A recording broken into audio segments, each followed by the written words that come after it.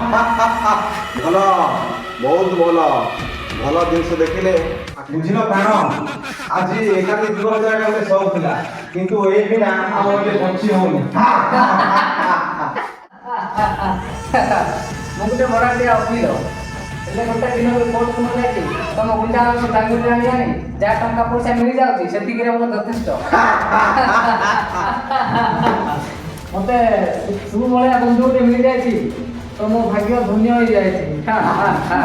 ବୁଝିଲ ବନ୍ଧୁ ମୁଁ ଜଣେ ଡକ୍ଟର ମୁଁ କେବେ ହସ୍ପିଟାଲ ଯାଏନି ଆଉ ମୁଁ ଏ ରଙ୍ଗମହଲରେ ମୁଁ ପୁରା ଚିକିତ୍ସା କରେ।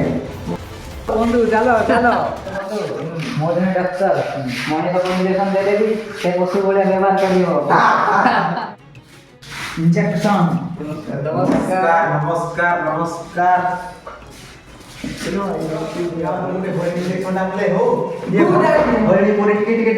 ଆମେ ତା ପଛେ ପଛେ